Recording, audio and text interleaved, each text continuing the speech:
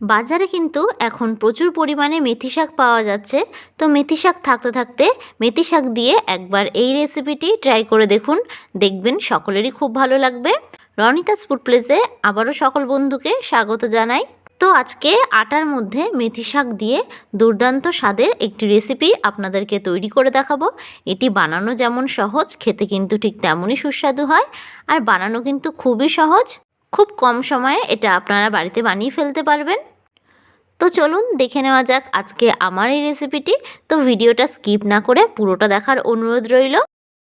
এই রেসিপিটা বানানোর জন্য সবার প্রথমে আমি নিয়ে নিয়েছি মেথি শাক।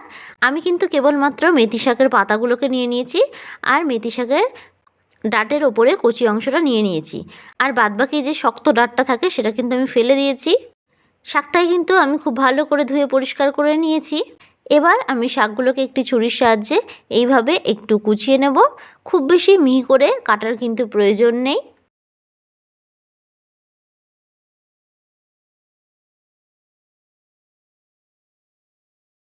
তো শাকগুলোকে আমি ঠিক এই রকমভাবে কুচিয়ে নিয়েছি। এবার একটা বড় মিক্সিং বোল আমি নিয়ে নিয়েছি। এবার আমি এর মধ্যে দিয়ে দেব 1.5 কাপ পরিমাণে আটা। তবে আপনারা কিন্তু আটার পরিবর্তে এখানে ময়দাও দিতে পারেন। এবার আমি এর মধ্যে দিয়ে দেব স্বাদ অনুযায়ী নুন। নুনটা অবশ্যই স্বাদ অনুযায়ী দেবেন। এবার আমি দিয়ে দেব 2 টেবিল স্পুন পরিমাণে সাদা তেল। এবার হাতের সাহায্যে আমি খুব ভালোভাবে আটার মধ্যে এটাকে মিশিয়ে নেব। একটু সময় ধরে কিন্তু খুব ভালোভাবে মিশিয়ে নিতে হবে। আটা ও মেথি শাক দিয়ে আপনারা কিন্তু খুব সহজেই এই রেসিপিটি বাড়িতে তৈরি করে ফেলতে পারবেন। তো এই রেসিপিটি একবার বাড়িতে ট্রাই করে দেখবেন, খেতে কিন্তু খুবই ভালো হয়। তো দেখুন খুব ভালোভাবে কিন্তু আমার মেশানো হয়ে গেছে। তো এবার আমি এর মধ্যে দিয়ে দেব একটু জোয়ান। আমি জোয়ানটাকে হাতের মধ্যে এইভাবে একটু ডলে দিয়ে দেব, এতে করে কিন্তু একটা সুন্দর ফ্লেভার হবে। এবার আমি এর মধ্যে দিয়ে দেব আগে থেকে কুচিয়ে রাখা মেথি শাক।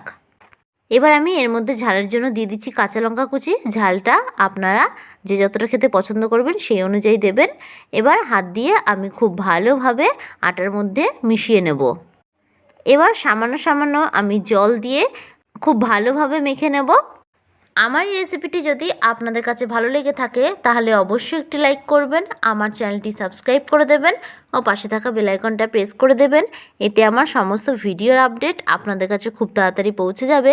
আর যারা যারা ফেসবুক থেকে দেখছেন তারা রনিতাস ফুড প্লেস পেজটিকে ফলো করে দেবেন। আমি কিন্তু সামান্য সামান্য জল দিয়ে একটা ডো তৈরি করে নেব। আপনারা রুটি পরোটার আটা যেরকমভাবে মাখেন ঠিক সেই রকমভাবে কিন্তু মেখে নিতে হবে। খুব বেশি শক্ত করে কিন্তু মাখার প্রয়োজন নেই। জলটা কিন্তু সামান্য সামান্য দিয়ে মাখবেন, একবারে দিয়ে মাখবেন না, তাহলে কিন্তু নরম হয়ে যাওয়ার সম্ভাবনা থাকবে। তো দেখে নিন আমি ঠিক এই রকমভাবে মেখে নিয়েছি। তো দেখুন ডোটা কতটা সফট হয়েছে। এবার এটার থেকে আমি লেচি কেটে নেব। আমি ঠিক এরকম আকারের লেচি কেটে নিয়েছি। এবার দু হাত দিয়ে একটু গোল করে দেব। ডোটা থেকে আমি সবকটা লেচি কেটে নেব।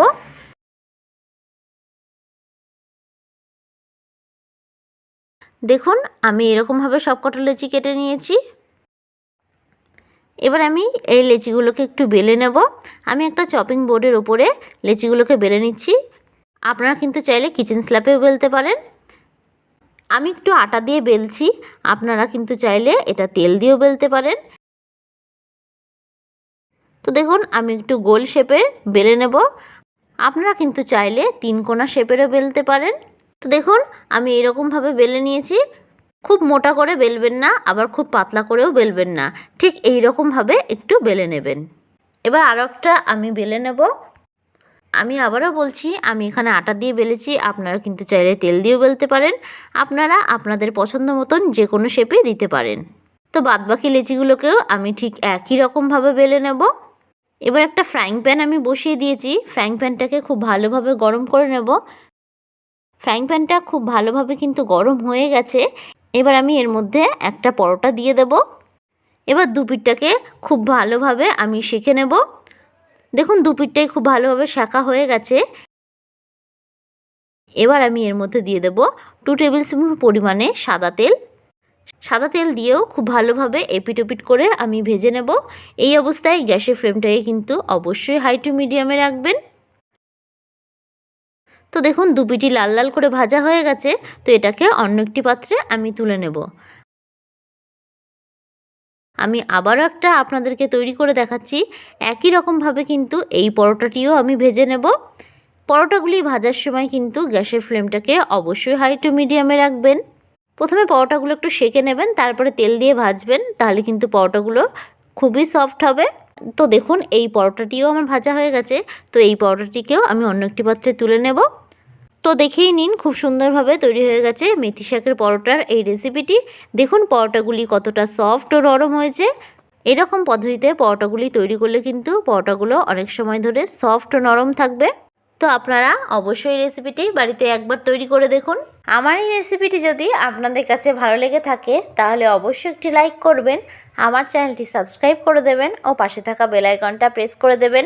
এতে আমার সমস্ত ভিডিওর আপডেট আপনাদের কাছে খুব তাড়াতাড়ি পৌঁছে যাবে। আর যারা যারা ফেসবুক থেকে দেখছেন তারা রনিতাস ফুড প্লেস পেজটিকে ফলো করে দেবেন। আশা করি আপনারা সকলে ভালো থাকবেন, সুস্থ থাকবেন। ধন্যবাদ।